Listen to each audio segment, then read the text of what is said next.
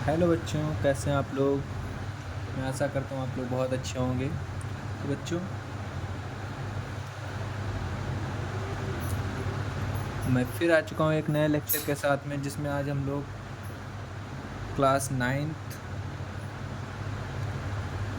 Math का lesson 2 chapter 2 start करेंगे, जिसका नाम है बहुपद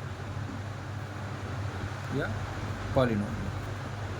ठीक है, तो बच्चों लेसन स्टार्ट करने से पहले हम लोग कुछ बातें करते हैं। आप लोगों को बीजीय व्यंजकों के बारे में तो पता ही होगा।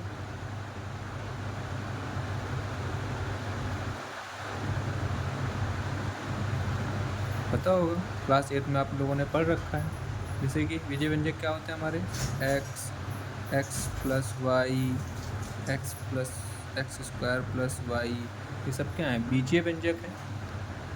ठीक है, और इनको जोड़ा कैसे जाता है, घटाया कैसे जाता है, गुणा कैसे की जाती है, भाग कैसे किया जाता है, ये सब आप लोगों ने पढ़ रखा है। ठीक है, हम लोगों ने कुछ समीकरण भी पढ़ी थी, जैसे कि ए प्लस बी का होल स्क्वायर क्या होता है, A square plus B square plus 2ab। ऐसे ही बहुत सारी समीकरण हमने पढ़ी हैं।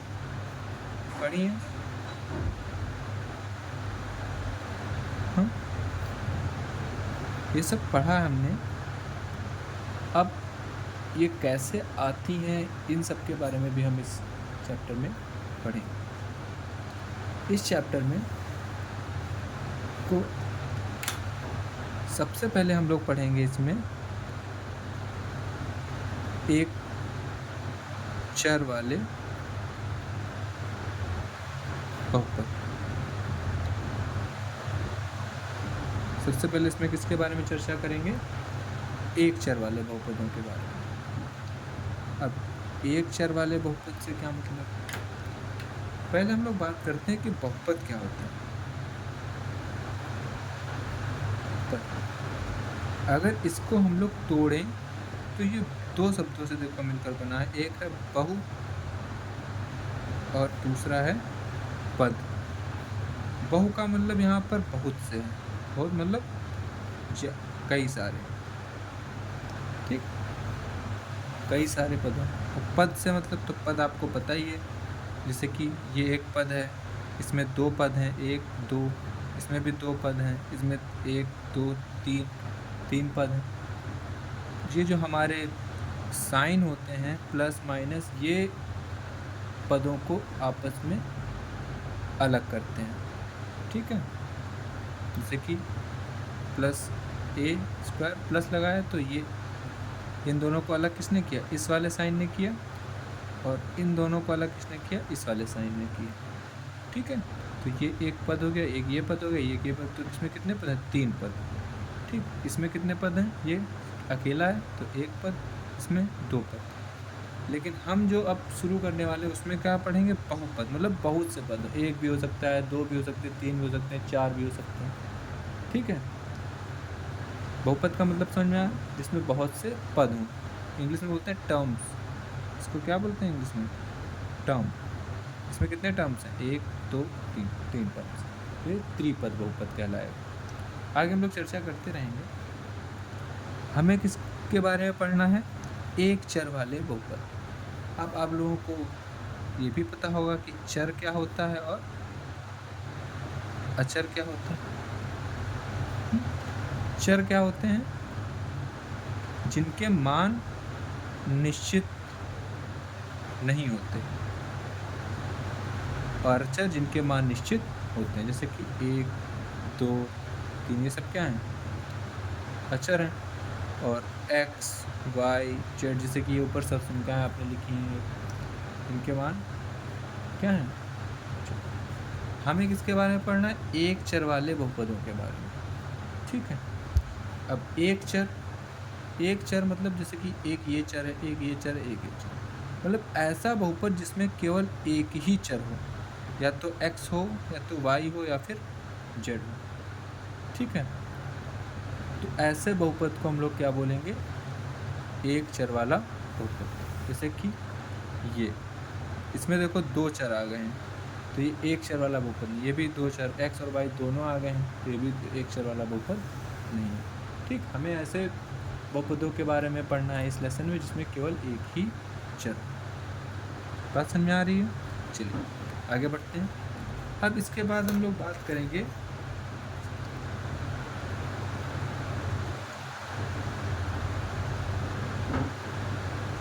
किसके बारे में?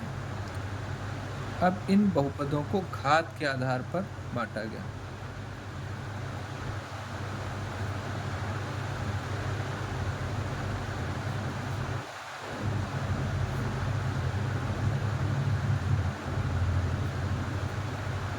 अब घात के आधार पर बहुपद पहला होता है रैखिक बहुपद। कौन सा? रैखिक, इसे बोलते हैं लीनियर पॉलिनोमियल।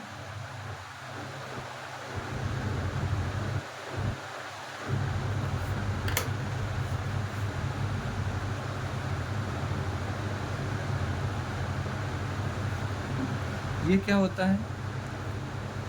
ऐसा बहुपद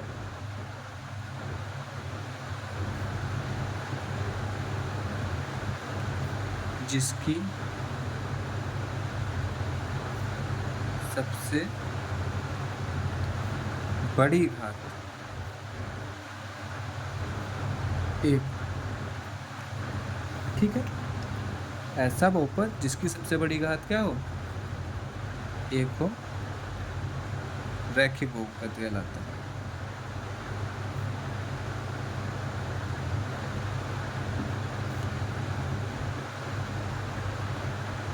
बात समझ में आई? कितनी बात समझ में आ रही है? ठीक, अब ये तो एक घात वाला बहुपद हो गया। क्या बहुपद में एक ही घात होती है? नहीं, जैसे कि इसमें देखो, इसमें तो घात दो भी लगी है। तो ऐसे ही दूसरा हमारा होता है द्विघात बहुपद।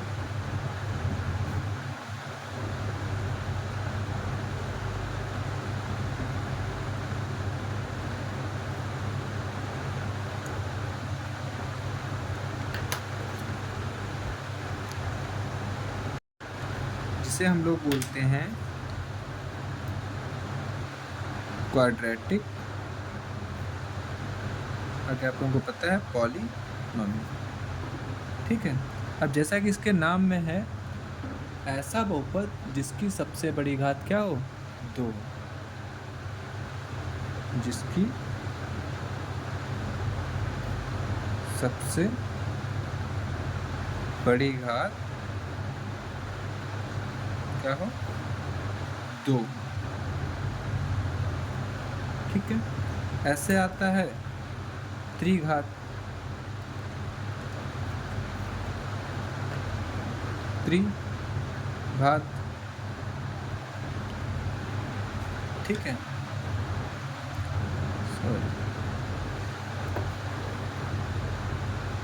इसमें मुझे कंफ्यूजन हो रहा है, शायद त्रिघात ही लिखते हैं। चलो कोई नहीं, आप लोग देख लेंगे। इसे बोलते हैं हम लोग क्यूबिक पॉलिनोमियल।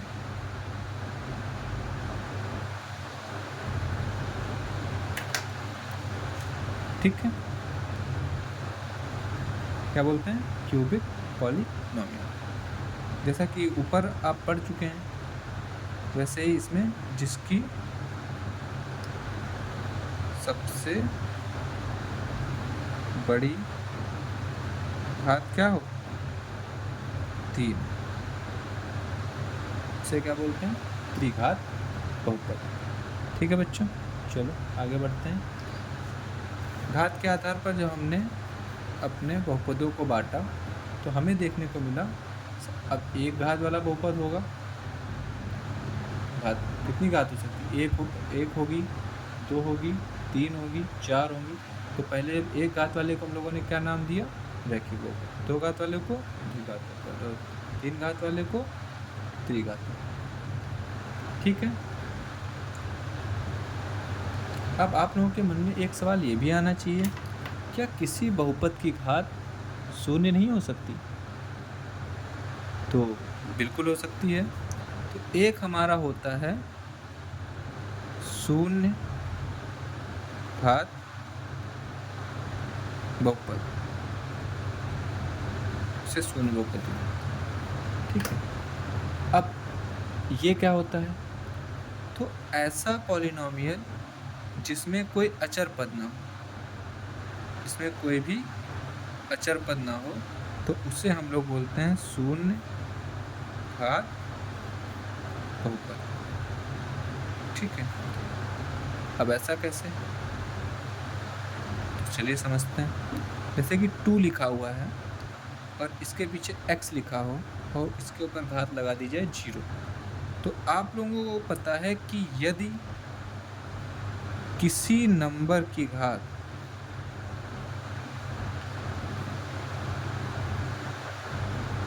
शून्य हो तो वो उसका मान क्या होता है? 1 होता है, ठीक है। तो जब x की घात 0 होगी तो ये क्या बन जाएगा? 1 बन जाएगा। तो फाइनल आंसर 2 ही तो आएगा, ठीक है। तो इसीलिए हम लोग इसे शून्य घात बहुपद कहते हैं। मतलब जो भी अचर पद होते हैं उन्हें हम लोग शून्य घात बहुपद कह सकते हैं। चलिए, ये तो बात हो गई हमारे घात के आधार पर। अब हम लोग बात करेंगे पद के आधार पर, ठीक है।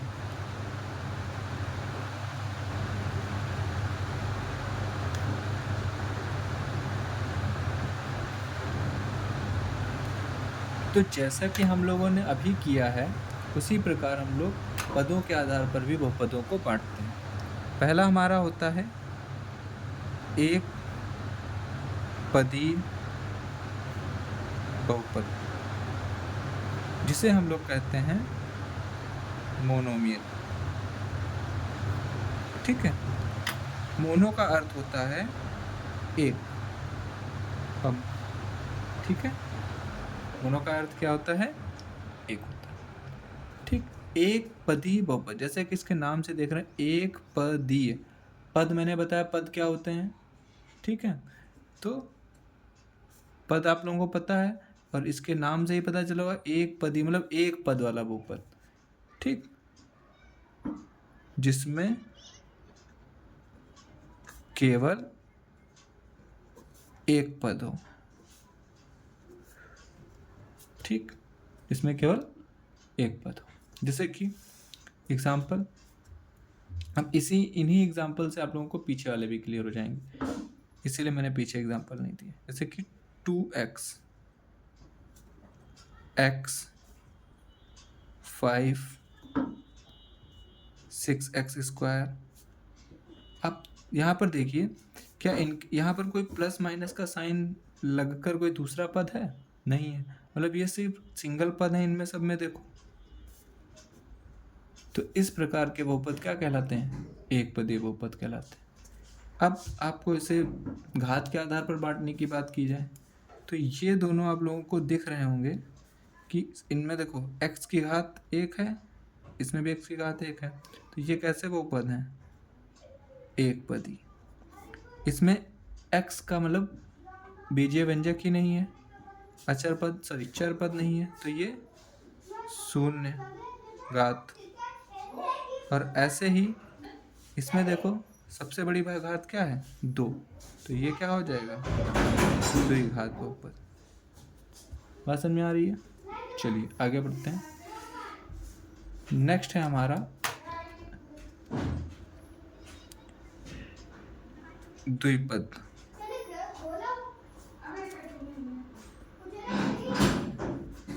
द्विपदीय मतलब बायनोमियल, ठीक। यहाँ पर बाई का मतलब होता है 2, ठीक। बाई का मतलब क्या होता है? 2। अब आप लोगों को समझ में आ रहा होगा, फिर भी मैं लिख देता हूँ। वे बहुपद जिसमें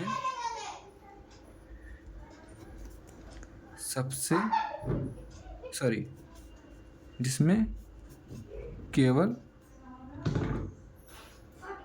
दो पद, ठीक। जैसे कि example 2x² + 1, 2x² + x, 5x + 1, ये सब क्या है? ये सब द्विपदीय के उदाहरण। देखिए, एक ये पद, बीच में प्लस लग गया इसका, और एक ये पद, तो कितने हो गए? इस प्लस ने इन दोनों को अलग अलग कर दिया, मतलब एक ये पद हो गया और एक ये पद हो गया। तो 1 2 दो पद हैं, द्विपदीय। अब घात के आधार पर देखें तो इसके ऊपर घात 1 है और इसके ऊपर घात 2 है, तो सबसे बड़ी घात 2 है। इसका मतलब ये द्विघात बहुपद। सेम ऐसे ही एक पद ये है और एक पद ये है, x की घात 1 है और y की घात, सॉरी, इसमें x की घात 2 है, ये भी द्विपदीय है। इसमें एक पद ये हो गया, एक पद द्विपदीय है और घात कितनी है? 1, तो ये भी, ये क्या हो जाएगा? रैखिक बहुपद हो जाएगा। ठीक है, बात समझ में आ रही है?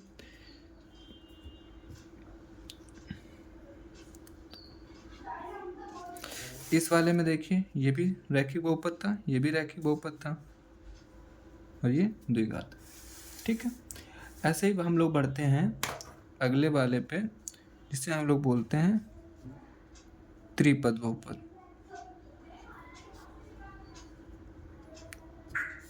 जैसा कि इसके नाम से ही है, ट्राइनोमियल।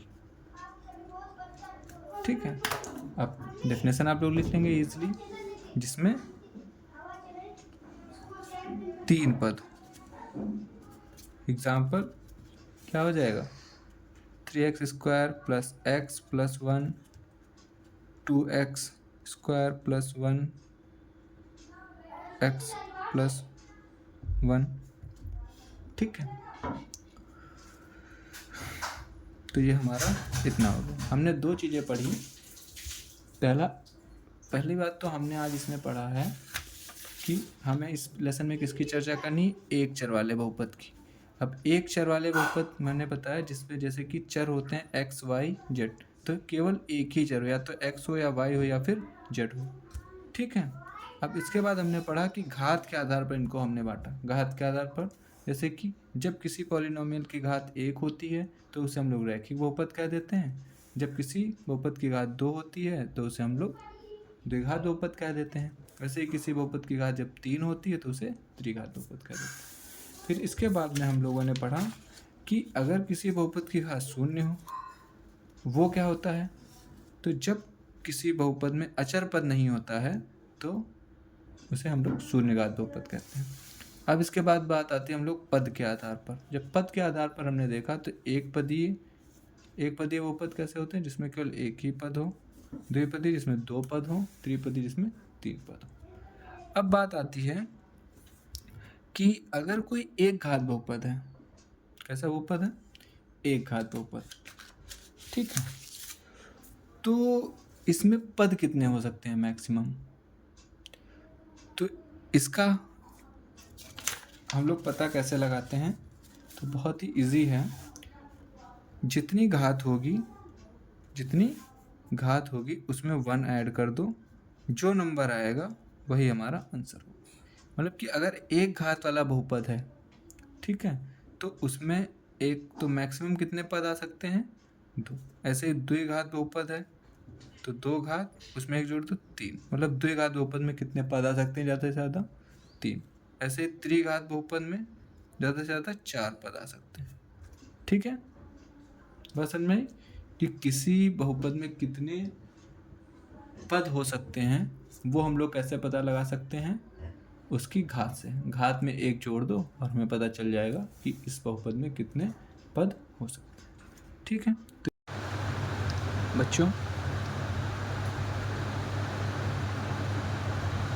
यहाँ पर मैं एक बात आप लोगों को और बताना चाहूँगा कि किसी भी बहुपद में यदि घात ऋणात्मक हो जाती है, मतलब जैसे कि किसी भी बहुपद की घात निगेटिव में है, ठीक है, तो ये बहुपद नहीं होता है, ये बहुपद नहीं होगा। ठीक है, और ऋणात्मक के साथ में अगर किसी बहुपद की घात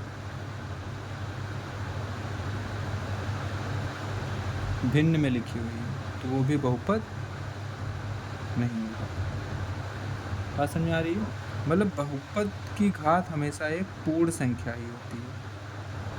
ठीक है, बहुपद की घात हमेशा क्या होगी? एक पूर्ण संख्या होगी। बात समझ आई? तो ये दो बातें भी आप लोग याद रखें। थैंक यू बच्चों, मिलते हैं नेक्स्ट लेक्चर में। वीडियो पसंद आए तो लाइक करें, सब्सक्राइब करें और चैनल को फॉलो जरूर करें।